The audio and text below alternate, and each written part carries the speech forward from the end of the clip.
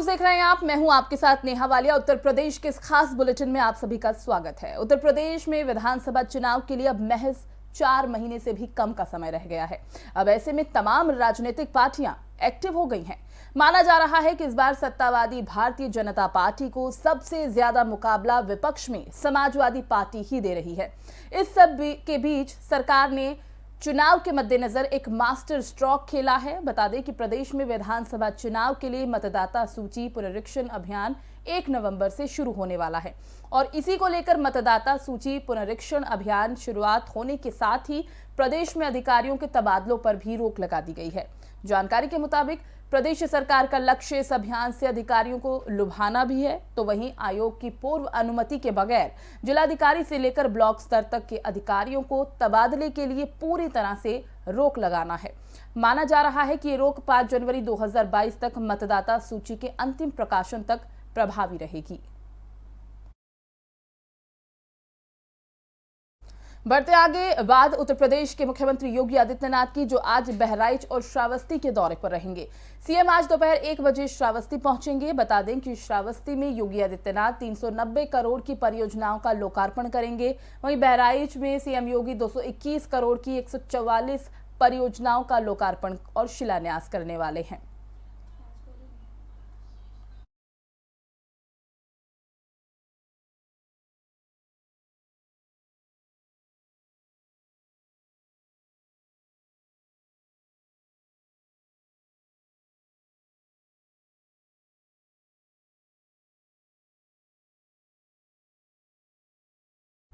इस खबर पर ज्यादा जानकारी के साथ श्रावस्ती से हमारे संवाददाता अभिषेक सोनी का रुख कर लेते हैं। अभिषेक, पूरी खबर पर क्या जानकारी मिल पा रही है?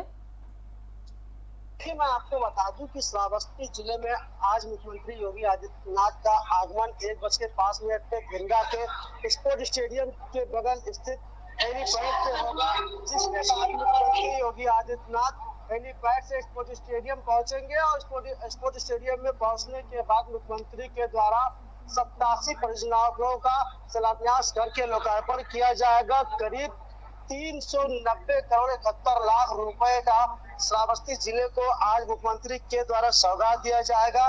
वहीं आपको बता दें कि श्रावस्ती जिले में एक जनसभा को भी मुख्यमंत्री योगी आदित्यनाथ के द्वारा संबोधित किया जाएगा। जी ठीक है अभिषेक, ये भी बताइए कि मुख्यमंत्री योगी आदित्यनाथ किस वक्त यहाँ पहुंचेंगे और उनके इस दौरे को देखते हुए क्या कुछ खास इंतजामात, क्या कुछ खास तैयारियां की गई हैं? देखिए, करीब 1.5 घंटे के करीब 1.5 घंटे बाद पहुंचने का श्रावस्ती में मुख्यमंत्री 1:05 पे पहुंचेंगे। और पुलिस व्यवस्था की, अगर सुरक्षा व्यवस्था की बात किया जाए तो पूरी तरीके से श्रावस्ती जिले में पुलिस व्यवस्था तैनात कर दिया गया है। भारी संख्या में पुलिस फोर्स तैनात किया गया है। चप्पे चप्पे पे सुरक्षा व्यवस्था को देखते हुए पुलिस की तैयारियां पूरी कर ली गई है। यानी सुरक्षा के पूरे चाक चौबंद कर लिए गए हैं। अभिषेक, जनसभा संबोधन की भी आपने बात की, जिक्र किया कि जनसभा को भी वो संबोधित करने वाले हैं। वो कार्यक्रम किस वक्त रहेगा, किस वक्त जनता को संबोधित किया जाएगा मुख्यमंत्री की तरफ से? बता दें कि स्पोर्ट स्टेडियम में पहुंचने के बाद जो सरकार के लाभार्थी है उनको पहले तो प्रमाण पत्र वितरित किया जाएगा मुख्यमंत्री के द्वारा, जिसके बाद जनसभा को संबोधित किया जाएगा। आपको ये बता दें कि करीब हजारों लाखों की संख्या में यहाँ लोगों की भीड़ एकत्रित हो चुकी है। काफी अधिक लोग यहाँ पे मौजूद पहुंच चुके हैं मुख्यमंत्री के जनसभा को सुनने के लिए। तो यानी काफी संख्या में लोग वहां पर मौजूद हैं। हम आवाज भी आपके पीछे से सुन पा रहे हैं। ठीक है अभिषेक, आपसे और अपडेट लेते रहेंगे। आप नजर बनाए रखें। बहुत बहुत शुक्रिया आपका तमाम जानकारी के लिए। तो योगी आदित्यनाथ कुछ ही देर में पहुंचने वाले हैं श्रावस्ती और आपको बता दें कि जनसभा संबोधन का भी कार्यक्रम है और जैसा कि हमारे संवाददाता ने जिक्र भी किया कि काफी संख्या में भी लोग वहां पर पहुंच चुके हैं मुख्यमंत्री योगी आदित्यनाथ को सुनने के लिए। और इसी के साथ गोरखपुर में शनिवार को उत्तर प्रदेश के सीएम योगी आदित्यनाथ ने हिंदू सेवाश्रम और यात्री निवास में दरबार था वो लगाया, जहां पर योगी आदित्यनाथ ने जनता की फरियाद को भी सुना। बता दें कि जनता दरबार में करीब 150 से ज्यादा लोग अपनी समस्याओं को लेकर पहुंचे। सीएम ने सभी की बातों को सुना। वहां पर मौजूद अधिकारियों को हर पीड़ित की समस्या का जल्द से जल्द समाधान करने के भी निर्देश दिए हैं। और हम जानते हैं कि जब भी मुख्यमंत्री योगी आदित्यनाथ की तरफ से जनता दरबार लगाया जाता है, लोग अपनी फरियाद लेकर, अपनी गुहार लेकर पहुंचते हैं मुख्यमंत्री योगी आदित्यनाथ के पास, तो उनकी कोशिश हमेशा से यही रहती है कि जल्द से जल्द लोगों की जो तमाम समस्याएं हैं, जो उनकी परेशानियां हैं, उनका समाधान किया जा सके। और ऐसा ही इस बार फिर से हुआ। जनता दरबार के समय मुख्यमंत्री योगी आदित्यनाथ ने कहा कि इन जो लोगों की समस्याएं हैं उन्हें जल्द से जल्द हल किया जाए।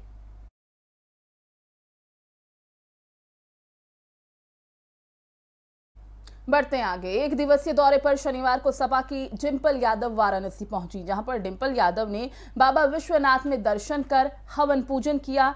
इसके बाद वाराणसी के कचहरी चौराहे के समीप राज्यश्री स्वीट्स में दशहरे के शुभ मौके पर मिठाई का भी स्वाद चखा। बता दें कि मीडिया से बातचीत करते हुए डिंपल यादव ने बताया कि विजय रथ समाजवादी पार्टी का जिस तरह से पूरे पूर्वांचल में दौड़ रहा है, उससे 2022 में समाजवादी पार्टी की सरकार बनना तय है। यानी कि उन्होंने ये दिखाने की और बताने की कोशिश की कि हम पूरी तरह से तैयार हैं। उन्होंने कहा कि हम सरकार बनाकर ही रहेंगे, यानी वो बिल्कुल एक्टिव मोड में नजर आई। हमने अखिलेश यादव को भी देखा कि जब विजय रथ यात्रा उनकी तरफ से निकाली जा रही थी तो वो कितना एक्टिव थे, और उनकी तरफ से यही कहा जा रहा था कि बीजेपी को इस बार यहाँ पर आने नहीं दिया जाएगा। उत्तर प्रदेश में उनका सफाया तय है। अब बात करेंगे मौसम विभाग की। मौसम विभाग ने पश्चिमी यूपी के कई हिस्सों में भारी बारिश की चेतावनी जारी की है। मौसम विभाग की तरफ से बताया गया कि पश्चिमी यूपी के ज्यादातर जिलों में भारी बारिश हो सकती है। बता दें कि मौसम विभाग की तरफ से मिली जानकारी के मुताबिक पश्चिमी यूपी के सहारनपुर, नोएडा, गाजियाबाद, अमरोहा, बिजनौर, बागपत और मेरठ, इन जिलों में अगले 2 दिन के अंदर भारी बारिश के आसार देखे जा सकते हैं। मौसम में भी बदलाव देखने को मिला है। बारिश के बाद ही इन जिलों में ठंड भी दस्तक देगी। बता दें कि मौसम विभाग ने इन जिलों में रेड अलर्ट जारी किया है। वहीं आपदा विभाग भी पूरी तैयारी में जुट गई है। बता दें कि मौसम विभाग की तरफ से इस बारे में जानकारी दी गई है, और साथ ही साथ कई जिले हैं जहां पर बारिश को लेकर पहले से ही अलर्ट कर दिया गया है। हमने देखा कि पहले भी मौसम में बदलाव देखा जा रहा है। सुबह और शाम की हल्की ठंड होती है, और अब बारिश को लेकर अलर्ट कर दिया गया है। और बारिश के बाद कहा जा रहा है कि ठंड जो है वो दस्तक दे सकती है।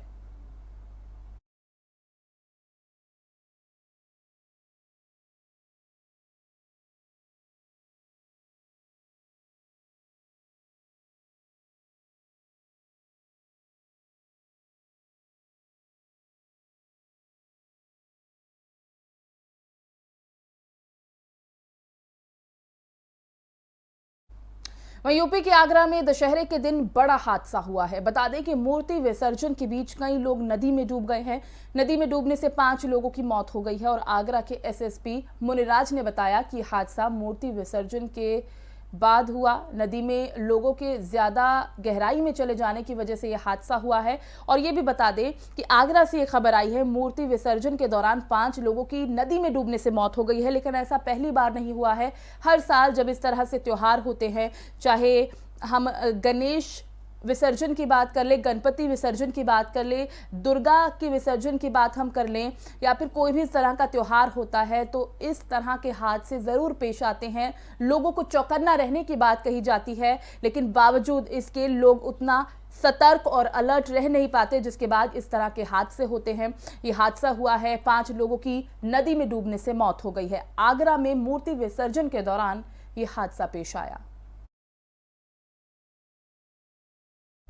कांग्रेस अध्यक्ष सोनिया गांधी ने कांग्रेस कार्य समिति की बैठक में केंद्र की मोदी सरकार पर हमला बोला। सोनिया ने लखीमपुर खीरी की घटना का हवाला देते हुए कहा कि इससे किसान आंदोलन को लेकर बीजेपी की सोच का पता चलता है। बता दें कि कांग्रेस में जारी कलह के बीच सीडब्ल्यूसी की अचानक बैठक बुलाई गई थी, जिस बैठक में दिग्विजय सिंह को छोड़कर लगभग सभी नेता शामिल हुए थे। इस दौरान किसानों के विरोध के बारे में कांग्रेस के अंतरिम अध्यक्ष ने कहा कि लखीमपुर खीरी में चौंकाने वाली घटनाएं बीजेपी की मानसिकता को दर्शाती है। साथ ही उन्होंने ये भी कहा कि इससे ये समझ आता है कि पार्टी किसान आंदोलन को किस तरह समझती है।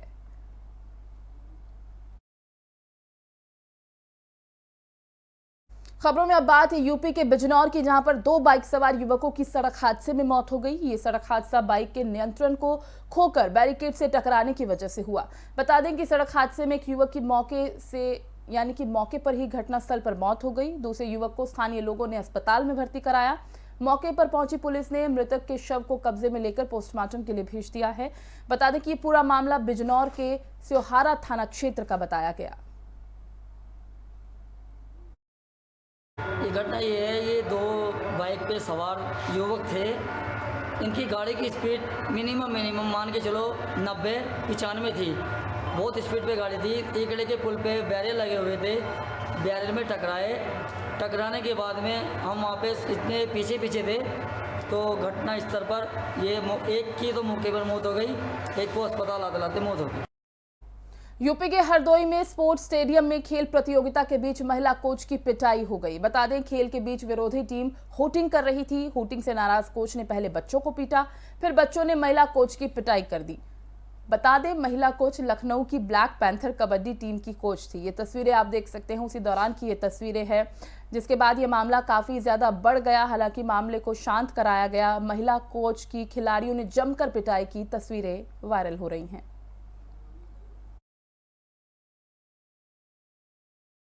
एक छोटे से ब्रेक के लिए यहाँ रुकेंगे, जल्द हाजिर होंगे। हम सभी जानते हैं कि दिल्ली और उसके आसपास के इलाकों में हर साल अक्टूबर-नवंबर के महीनों में पराली के धुएं से प्रदूषण बढ़ जाता है। सर्दियों में पंजाब, हरियाणा और उत्तर प्रदेश में पराली के जलने वाले धुएं से दिल्ली के करोड़ों लोगों को सांस लेने में तकलीफ होती है। हमारे किसान भाइयों को मजबूरी में अपनी पराली जलानी पड़ती है, क्योंकि उनके पास कोई और दूसरा रास्ता ही नहीं होता। अब दिल्ली सरकार ने पराली से होने वाले प्रदूषण को खत्म करने के लिए एक ठोस कदम उठाया है। दिल्ली सरकार ने भारतीय कृषि अनुसंधान संस्थान पूसा द्वारा विकसित बायो डीकंपोजर तकनीक को दिल्ली में लागू कर दिया है। पूसा इंस्टीट्यूट के बायो डीकंपोजर तकनीक से पराली को गलाकर वहीं खाद में बदला जा सकता है। दिल्ली सरकार ने इस तकनीक को लागू कर दिया है और इसका सारा खर्च दिल्ली सरकार उठा रही है। और जब खेत में ही उस पराली का खाद बन जाएगा तो वो जमीन की उर्वरता भी बढ़ाएगा। मतलब किसानों की अगली फसल भी बढ़िया होगी। यही तो हमारे किसानों को चाहिए। और सबसे बड़ी बात, जब पराली नहीं जलेगी तो प्रदूषण भी नहीं होगा। इसमें सबका फायदा है। पहले हमें अपनी पराली जलानी पड़ती थी, लेकिन इस बार हमें ऐसा नहीं करना पड़ा। दिल्ली सरकार ने पराली को खाद में बदलने के लिए हमारे खेतों में ये छिड़काव करवाया है। ये बहुत ही आसान था और हमें तो बहुत फ़ायदा हुआ। ये पूरा काम दिल्ली सरकार ने खुद कराया है। हमें तो एक पैसा नहीं देना पड़ा और हमारी पराली यही खेत में ही खाद बन गई है और प्रदूषण भी नहीं हुआ। ये बहुत बढ़िया समाधान है। दिल्ली सरकार प्रदूषण को खत्म करने के लिए युद्ध स्तर पर तो काम कर ही रही है, साथ ही किसानों की सुविधाओं का भी पूरा ख्याल रखा जा रहा है। उत्तर प्रदेश के बुलेटिन में एक बार फिर से आप सभी का स्वागत है। बढ़ते हैं आगे। उत्तर प्रदेश के उन्नाव में पावर सब स्टेशन में आग लग गई। बता दें कि आग कई दिनों से तेल रिसने के कारण शॉर्ट सर्किट से हुई है। फायर ब्रिगेड ने कड़ी मशक्कत के बाद आग पर काबू पाया। ये भी बता दें कि ये पूरा मामला उन्नाव के मगरवाड़ा का बताया गया है। तो धू धू कर ये पूरा ट्रांसफार्मर जल गया। आप तस्वीरें देख सकते हैं। हालांकि कड़ी मशक्कत के बाद आग पर काबू पा लिया गया। कोई बड़ा हादसा इस दौरान नहीं हुआ है।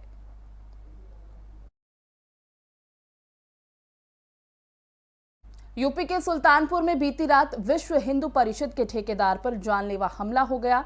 हमला करने वाले नगर पालिका के दबंग ठेकेदार बताए जा रहे हैं और इस घटना में विहिप जिला अध्यक्ष समेत 2 लोग घायल हुए हैं, जिनका अस्पताल में इलाज चल रहा है। पुलिस के मुताबिक पोस्टर लगाने को लेकर यह विवाद हुआ। पुलिस ने एक हमलावर को गिरफ्तार कर पूछताछ भी शुरू कर दी है। पीएम मोदी का स्वच्छता अभियान कन्नौज में दम तोड़ता नजर आ रहा है। बता दें कि कन्नौज के काजीहार गांव में गंदगी के कारण बीमारियों का प्रकोप जारी है। प्रशासन की आंखें बंद हैं। ये भी बता दें कि इस गांव में ना सड़क है, ना शौचालय है और ना ही यहाँ के गरीब ग्रामीणों को किसी तरह के कोई भी सरकारी आवास मिले हैं।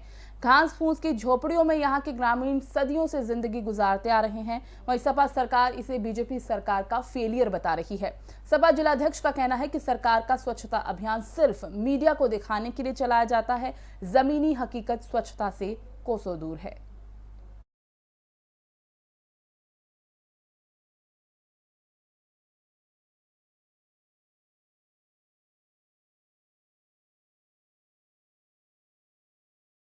उत्तर प्रदेश के औरैया जिले में जुआ पुल पर तेज रफ्तार अनियंत्रित डंपर की टक्कर लगने से मोटरसाइकिल सवार युवक की मौत हो गई। इस हादसे के बाद मृत युवक के परिजनों ने घटनास्थल पर पहुंचकर रोड जाम कर दिया। सूचना मिलने पर पहुंचे एसडीएम और सीओ ने परिजनों को समझा बुझाकर जाम खुलवाया। बता दें कि पुलिस ने जो अधिकारी थे उनके मुताबिक मृतक के परिजनों से जो तहरीर मिलेगी उस पर मामले को पंजीकृत कर कठोर कार्रवाई भी की जाएगी। यूपी में चुनावी ऐलान से पहले कांग्रेस पार्टी ने इलेक्शन कैंपेन और मैनिफेस्टो समेत कई कमेटियों का गठन किया है। पार्टी की तरफ से गठित की गई कमेटी में पीएल पुनिया, सलमान खुर्शीद, राज बब्बर समेत कई दिग्गज नेताओं को शामिल किया गया है। कांग्रेस ने कुल 5 कमेटी का गठन किया है। कांग्रेस महासचिव केसी वेणुगोपाल की तरफ से जारी पत्र में कहा गया कि पार्टी अध्यक्ष सोनिया गांधी के निर्देश के बाद कमेटी का गठन किया जा रहा है। कांग्रेस ने इलेक्शन कैंपेन कमेटी के चेयरमैन पीएल पुनिया को बनाया, वहीं प्रदीप जैन आदित्य को कोऑर्डिनेटर बनाया गया है। उत्तर प्रदेश में विधानसभा चुनाव को लेकर सभी पार्टियां जोर शोर से तैयारियों में जुट गई हैं और इस बीच बहराइच जनपद में अजदुद्दीन ओवैसी की एआईएमआईएम को बड़ा झटका लगा है। पार्टी के नेता मौलाना सिराज अहमद मदनी ने नवनियुक्त जिलाध्यक्ष राशिद जमील खान के व्यवहार और भाषा शैली के कारण पार्टी की प्राथमिक सदस्यता से इस्तीफा दे दिया है। ये भी बता दें कि मदनी 283 विधानसभा के प्रभारी थे। मौलाना सिराज अहमद मदनी को आने वाले विधानसभा चुनाव में एआईएमआईएम से बहराइच सदर सीट का संभावित प्रत्याशी भी माना जा रहा था। अब खबर यूपी के संभल से, जहां पर एक मीट फैक्ट्री में बकाया रुपए मांगने गए पशु व्यापारियों को फैक्ट्री के गार्डों ने अंदर जाने से मना कर दिया। पशु व्यापारी अंदर जाने की जिद करने लगा, जिसे लेकर पशु व्यापारियों और गार्ड्स में नोकझोंक शुरू हो गई। बता दें कि विवाद इतना ज्यादा बढ़ गया कि गार्ड्स और पशु व्यापारियों में मारपीट तक शुरू हो गई। मारपीट में 3 लोग गंभीर रूप से घायल हुए हैं। घायल अवस्था में ही तीनों कोतवाली पहुंचे और कार्रवाई के लिए तहरीर दी। पुलिस ने एफआईआर दर्ज कर तीनों को चिकित्सीय परीक्षण के लिए जिला अस्पताल भेज दिया। अब खबर उत्तर प्रदेश के बस्ती जिले से, जहां पर दबंगों का दबंगई जोरों से जारी है। यहां कलवारी थाना क्षेत्र के खेमूपुर गांव में जमीनी विवाद में दबंगों ने एक गरीब परिवार की जमकर पिटाई कर दी। पिटाई के बाद दबंगों ने परिवार के घर में आग लगा दी। ये भी बता दें कि पुलिस ने 8 नामजद और 20 अज्ञात लोगों के खिलाफ मुकदमा दर्ज कर दिया है। फिलहाल आरोपी पुलिस की गिरफ्त से बाहर है। पुलिस मामले की जांच कर रही है। दिनांक 14/10/21 को संतराम प्रजापति ग्राम खेमूपुर द्वारा इस आशय की सूचना दी गई कि विपक्षी गणों द्वारा उनके परिजनों के साथ मारपीट की गई है और उनके घर के बाहर स्थित झोपड़ी में आगजनी की घटना की गई है। इस सूचना पर थानाध्यक्ष कलवारी एवं क्षेत्राधिकारी कलवारी द्वारा जो है मौके का निरीक्षण कर लिया गया है और इस संबंध में मुकदमा अपराध संख्या 213/21 उचित धाराओं में पंजीकृत है और इसमें अभियुक्त गणों के विरुद्ध उचित कार्रवाई है। इस बुलेटिन में फिलहाल बस इतना ही। देश और दुनिया की तमाम अहम खबरों के लिए देखते रहिए आप FM न्यूज़ और मुझे दीजिए इजाजत। नमस्कार।